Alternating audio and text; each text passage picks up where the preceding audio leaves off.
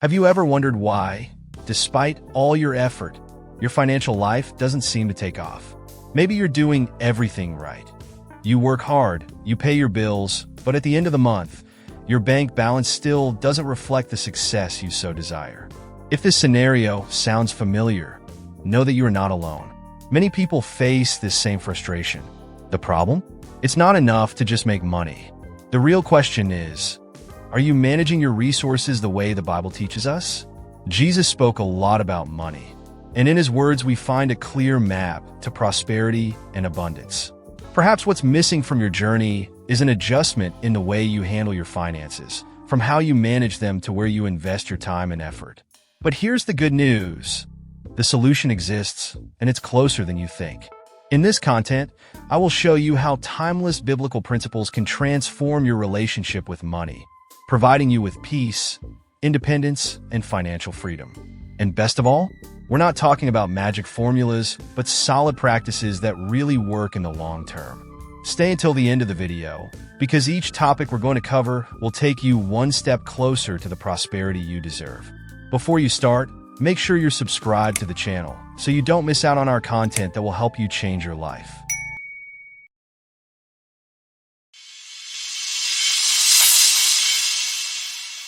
When we talk about Jesus, many people associate his teachings with spirituality, but what not everyone knows is that approximately 40% of Jesus' lessons address financial issues.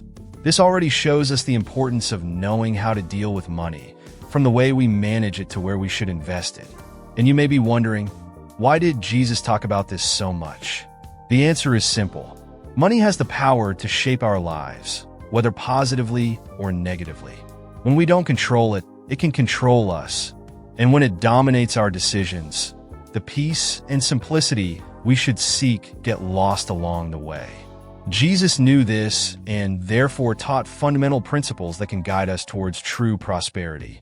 A practical example comes from the passage in Matthew chapter 6, verse 24, where he reminds us that we cannot serve two masters.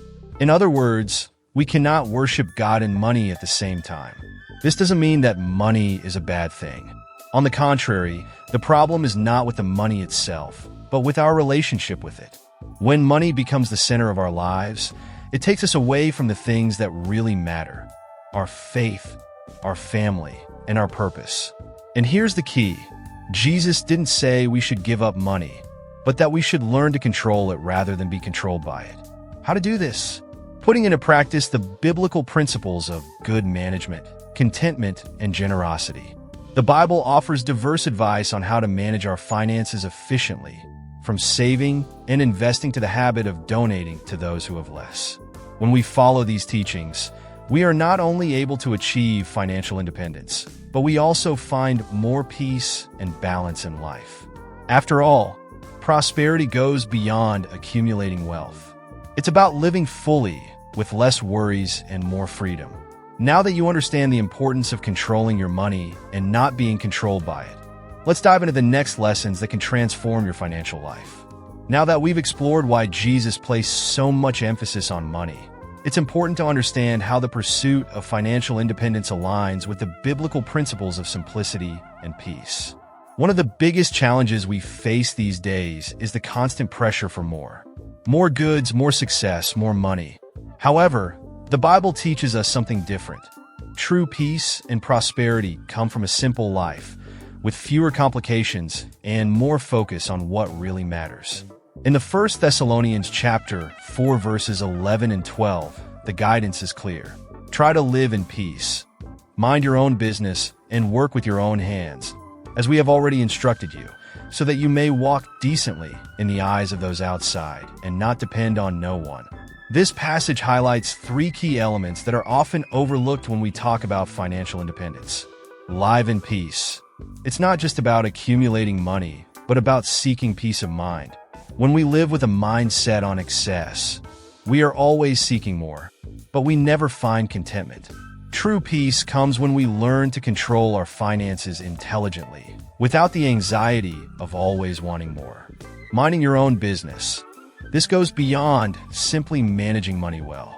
Taking care of your own business is also taking care of your personal life. without getting too involved with what others do or have. We often compare ourselves to others and end up spiraling into dissatisfaction and debt just to maintain an image. The Bible teaches us that the focus should be on our own journey. Work with your own hands. This is where the principle of personal effort comes in. True financial independence doesn't come from shortcuts or get-rich-quick schemes, but from consistent work and wise management of your resources. Jesus taught us that work is an essential part of life, and that through it we can not only support ourselves, but also contribute to society and help others. When we understand and apply these principles, we begin to see financial independence as something achievable, not a distant dream. This does not mean living in scarcity or giving up comforts, but rather having control over what really matters and knowing that your stability does not depend on others, but on your own choices and actions. Another crucial point here is that by simplifying our lives, we also reduce the need for an exorbitant income. If we choose to live more consciously, with less waste and more focus on what brings us happiness, we can reduce our expenses and, consequently, financial pressure. This gives us the opportunity to work less, spend more time with our family, and dedicate ourselves to activities that we truly value. This balance between simplicity and financial independence is one of the greatest gifts we can give ourselves. It is a path that leads us to true freedom, where money is no longer a source of anxiety, but a tool to live a full and purposeful life. Now that we understand the importance of seeking this independence wisely and consciously, let's move on to the next step, where we will talk about how to save and invest intelligently, always based on biblical principles. When we talk about money, many people think that saving and investing are acts of fear or deprivation. However, the Bible teaches us that these practices are actually acts of wisdom and preparation. In Proverbs chapter 6, verses 6 to 8, we read about the example of the ant, which works diligently in the summer and stores its food for the winter. This passage shows us that saving is not just a safety measure, but a strategy to ensure we are prepared for the future, even when times of abundance pass. People often end up adopting extreme attitudes towards money. Some spend everything they earn, confident that the money will continue to flow. Others, out of fear, refuse to spend or invest, preferring to keep everything saved. However, the Bible teaches balance. It encourages savings and investment, but without getting too attached to money. The act of saving is not a failure or a sign that we are too focused on finances, but rather a way to be ready to face future challenges without depending on loans or help from others. This is where the concept of living with financial responsibility comes in. The absence of an emergency fund or a retirement plan can put us in delicate situations, especially at times when we need it most. In 1 Corinthians chapter 16, verse 2, we are advised to set aside a portion of our income on the first day of the week. This reflects the importance of having financial discipline. Even if the amount is small, the habit of saving consistently can make all the difference in the long run. Furthermore, investing part of what we save is a way of making money work for us, generating more resources to support our future and our projects. If you're just starting out, don't worry. It is not necessary to have large sums of money to start the habit of saving and investing. The important thing is to start with what you have and be faithful in the process.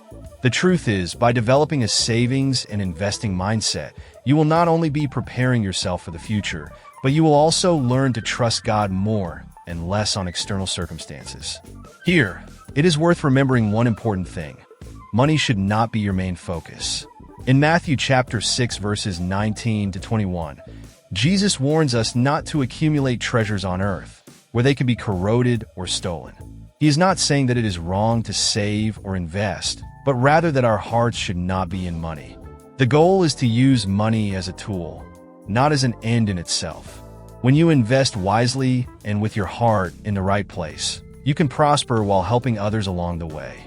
So, if you believe that these teachings can transform your financial life, don't forget to like this video. The more people who engage with this content, the more people will have access to these valuable biblical lessons about prosperity. And if you want to continue learning about how to achieve financial independence according to the Bible, stay tuned, because the next topic will address something essential for your journey: how to avoid the idolatry of money and focus on what really matters. One of the biggest pitfalls we face on our financial journey is the temptation to make money the center of our lives. This happens subtly. We start with the desire to improve our finances to provide a better life for our family. But before we know it, money starts to occupy a disproportionate space in our decisions and thoughts. The Bible warns us about this clearly in Matthew 6 verse 24. No one can serve two masters. Either he will hate the one and love the other, or he will be devoted to the one and despise the other. You cannot serve God and money. Here, Jesus is not saying that money is a bad thing. The problem arises when money becomes an obsession, taking the place of really important things such as time with family, dedication to our faith, and taking care of ourselves. After all, what's the point of accumulating wealth if, in the process, we end up sacrificing what matters most? It's easy to fall into the trap of thinking that to be successful, you need to work harder and harder and focus all your energy on making more money. However, this approach can lead to exhaustion, separation from loved ones, and even a loss of inner peace. True prosperity, according to biblical teachings, involves balance. We need to learn to respect money, manage it wisely, but never allow it to take center stage in our lives. One of the secrets to avoiding the idolatry of money is to practice gratitude and contentment. In Philippians chapter 4 verses 11 and 12, Paul says, I have learned to be content in any situation. When we are satisfied with what we have, we don't feel the need to chase more and more, and we are able to see money for what it really is, a tool, not an end in itself. This doesn't mean you shouldn't seek to prosper. On the contrary, when we manage our finances well and move away from the idolatry of money, we gain the freedom to focus on things that truly bring us joy and fulfillment. Money, well managed, allows us to help other people, spend more time with our family, and carry out projects that impact the world in a positive way. This is true wealth. Using the resources that God gives us to live fully and contribute to the well-being of others. Now, I want to hear from you. How has money influenced your decisions in your life? Do you feel like you have control over your finances? Or has money become the center of your concerns? Share in the comments, because your experiences and reflections can help others who are in the same search. And before continuing, let me make an important request. If this content is adding value to your life, leave a like. You may wonder, why should I do this? Likes help the content reach more people who, like you, are looking for financial guidance based on biblical principles. Every like has the power to transform lives. Now we come to one of the most important points for those seeking true prosperity: diligence and hard work. The Bible is full of examples that teach us that financial success and personal fulfillment do not happen overnight. On the contrary, it is the sum of constant effort, discipline, and patience that brings lasting fruits. In Proverbs chapter 13 verse 11, we find valuable advice. Riches obtained without effort diminish, but whoever gathers them little by little will have more and more. This teaching reminds us that the rush to get rich can lead us to hasty and even risky decisions, such as participating in get-rich-quick schemes or making investments that we don't fully understand. Today's society bombards us with promises of easy earnings, whether through cryptocurrencies, NFTs, or other methods that promise quick profits. But the truth is that real and lasting prosperity requires patience and dedication. This is where the principle of diligence comes in. Being diligent means being committed to your work, being responsible, and not being tempted to take shortcuts. This doesn't mean you need to work until exhaustion, but rather work smart, knowing that every effort is an investment in your future. Hard work, when combined with good financial management, is a powerful combination that leads us to a life of stability and fulfillment. However, diligence is not just about the work itself. It is also linked to how we manage the fruits of our labor. Saving, investing, and spending wisely are essential parts of this process. The Bible guides us to plan and manage our resources responsibly, as we see in Proverbs chapter 21 verse 5, which says, "Well-laid plans lead to abundance, but those who are in a hurry end up in poverty." This teaches us that, in addition to working hard, it is necessary to have clear financial planning to reap good results. If you consistently dedicate time and energy to a project or career, the rewards will come. This may take 5, 10, or even 20 years, but the success that comes from diligence is solid and sustainable. It's not about building a fortune in a few months, but about building a solid foundation that will support you and your family for many years. Another important point is that diligence also helps us avoid the trap of immediacy. We often want quick results and get frustrated when they don't come in the time we expected. However, by learning to be diligent, we come to appreciate the process and understand that true success is built little by little with patience and perseverance. Now, a question for you to reflect on. How have you applied the principle of diligence in your financial life? What have you done to ensure that your work and finances are on the path to lasting prosperity? Share in the comments. Your story can inspire others who are in the same situation. One of the biggest dangers on the path to financial prosperity is the lure of get-rich-quick schemes. They appear with tempting promises: earn a lot in a short time, multiply your money quickly, or become a millionaire without effort. However, these schemes are dangerous traps, and the Bible gives us several warnings against this type of approach.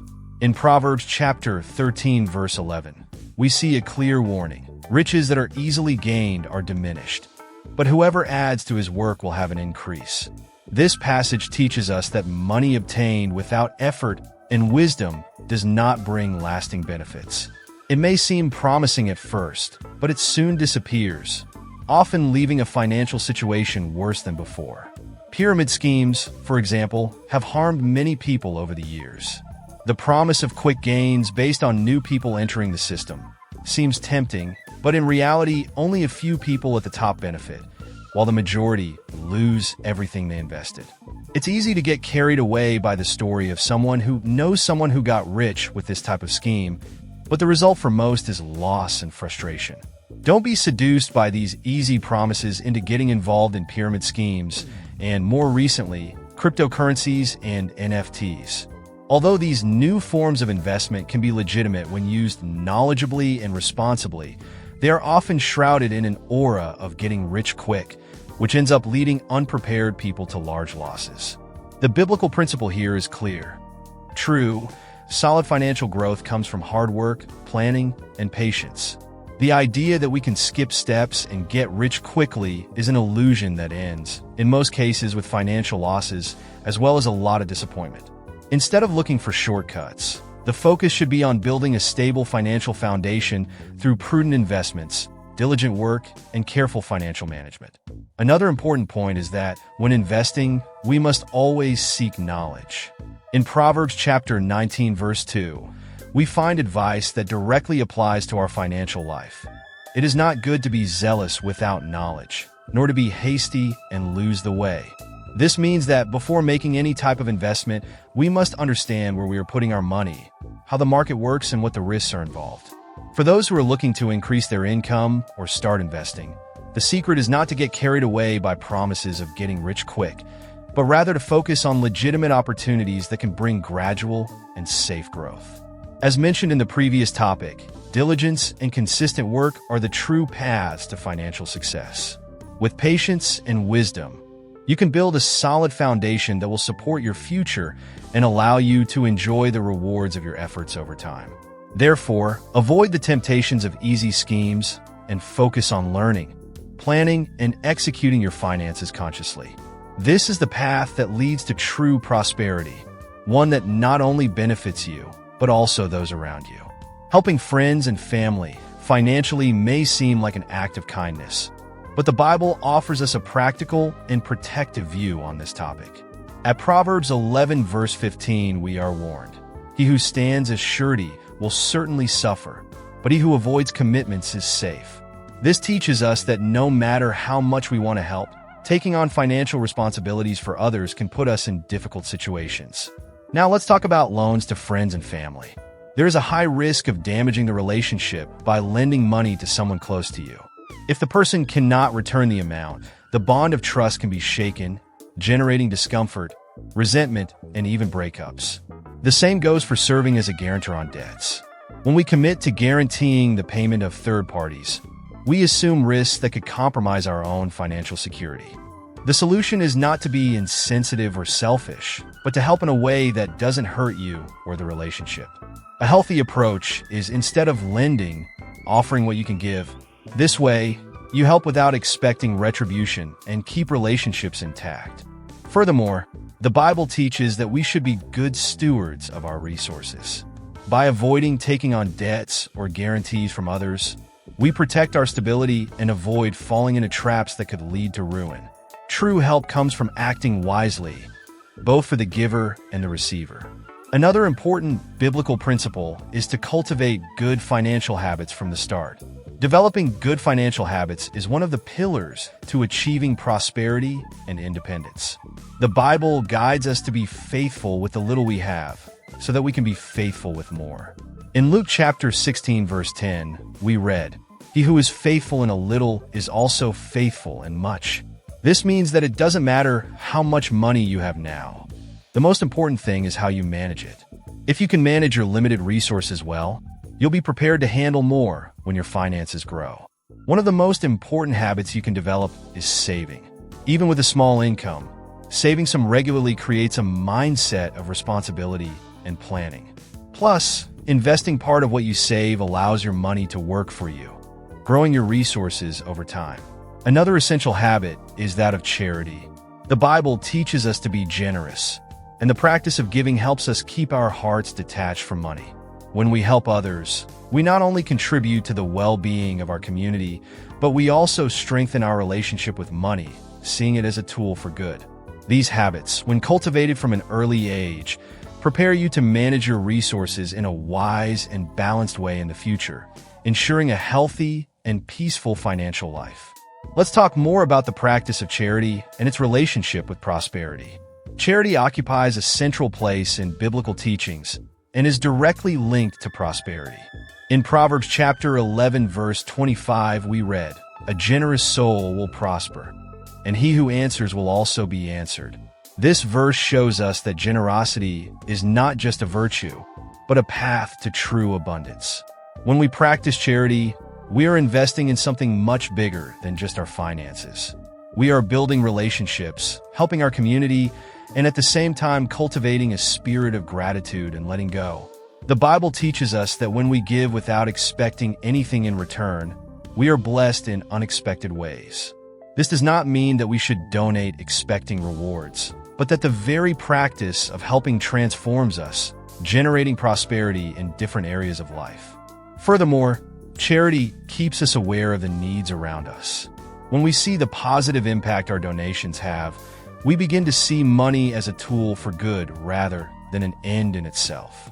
This change in mentality frees us from the idolatry of money and allows us to manage it more wisely. Therefore, incorporating generosity into your life not only transforms your relationship with money, but also opens doors to greater prosperity and well-being, both financial and spiritual. Last but not least, the search for wisdom is essential to achieving financial success. In Proverbs chapter 15, verse 22, we find valuable guidance. Plans fail for lack of counsel, but they succeed when there are many counselors. This means that, to make sound financial decisions, it is essential to seek guidance from people with more knowledge and experience. In the information age, we have access to countless resources from books, podcasts, to videos from experts who share their strategies and tips for good financial management. The secret is not to rely solely on what you know, but to be willing to continually learn from those who have already walked the path to success. This can avoid serious mistakes, such as investing without understanding the market or spending money impulsively. Advice from wise people helps us plan more clearly and avoid the pitfalls of getting rich quick or mismanaging resources. Wisdom also teaches us to be patient, to value time and effort, understanding that true prosperity is built little by little, with diligence and focus. Now that you know the biblical teachings on how to prosper financially, are you ready to apply these principles in your life? Remember that prosperity goes beyond just accumulating wealth. It involves peace, wisdom, and balance. Be diligent, seek simplicity, practice generosity, and invest in your financial education. If this content added value to your life, Don't forget to subscribe to the channel to continue receiving more teachings about finance, prosperity, and personal development. Leave your like, as this helps spread this message to more people. Also, share your thoughts on comments and share this video with your friends and family, so you can all grow together. Together, we can build a community that seeks true prosperity, based on the eternal principles of God's wisdom.